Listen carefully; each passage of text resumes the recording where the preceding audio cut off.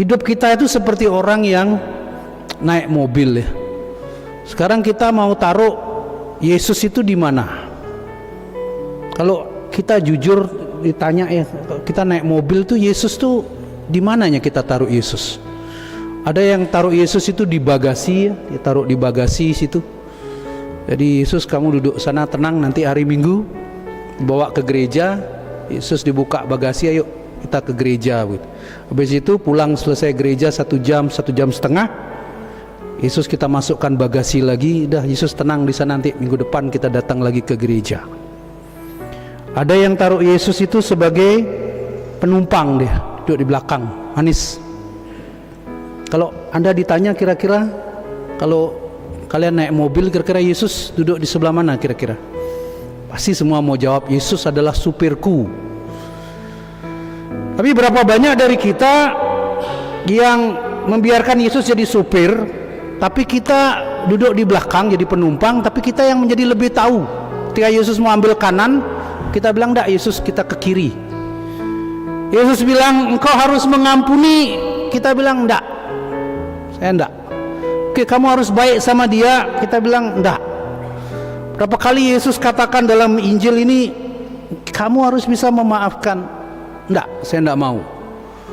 Tapi kita mau katakan Yesus itu adalah supirku dalam mobil hidupku. Tapi kita tidak mau diatur. Kita tidak mau Yesus mengendalikan kita. Kita seringkali, saya sudah lebih tahu Yesus, kok duduk aja tenang, saya lebih tahu apa yang harus saya lakukan gitu. Saya tadi Romo Barto baru dikirim pulang oleh Suster Marieta. Saya bilang sama dia, Pastor, kalau pastor tidak bisa dikasih tahu minum obat, saya sudah omong sama uskup, saya kembalikan ke uskup. Nah, Romo Barto gulanya berapa Suster Marieta? 400. Obat gula itu dia buang semua, tidak bisa dikasih tahu. Saya sudah tua. Saya bilang, tidak ada orang sakit gula itu mati mendadak, tidak ada Bapak Ibu. Lama dia sakit menderita dulu ya, pakai tusuk insulin, mata lepas, itu seperti Romo Gede di Singa Seminari, matanya lepas jadi buta.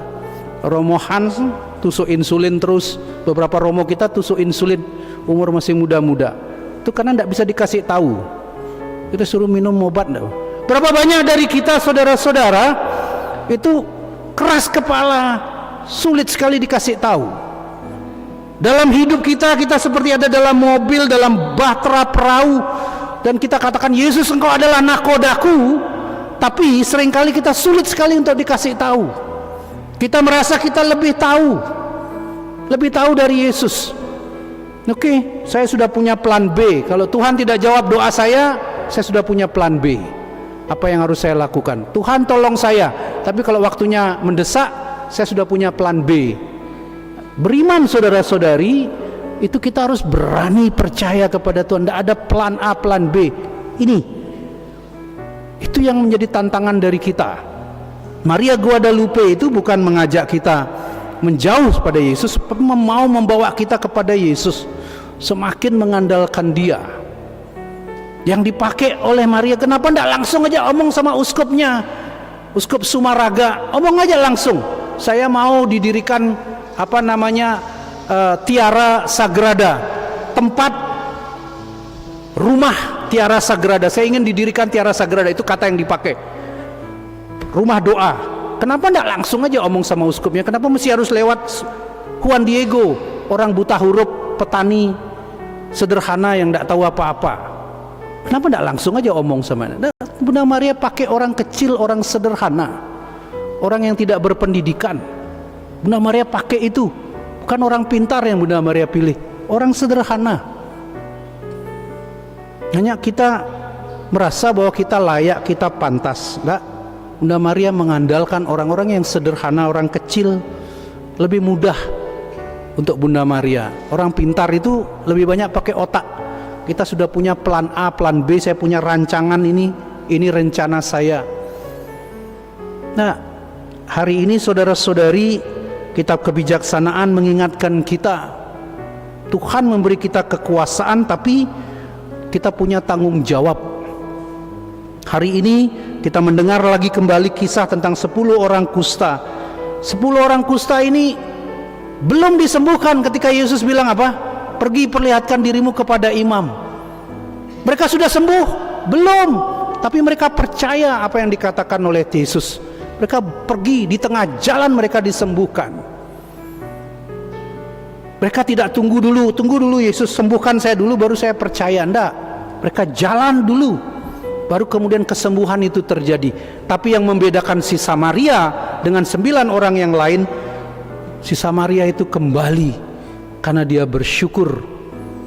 Yang lain-lain itu mungkin dia pergi kepada keluarganya terlalu bersukacita, dia lupa mengucapkan terima kasih.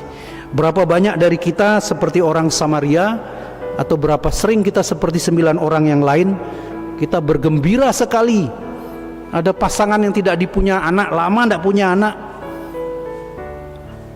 pernikahan tahun keempat dia akhirnya bisa punya anak, senang sekali.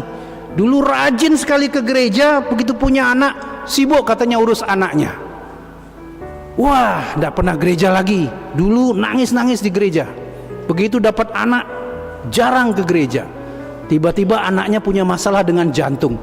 Woi, hancur berantakan hidupnya. Cari obat sana sini. Itulah kita. Banyak kali kita terpesona dengan hadiah yang Tuhan berikan, kita lupa bersyukur. Waktu kita tidak punya, kita minta terus. Begitu sudah diberi, kita lupa sama Tuhan.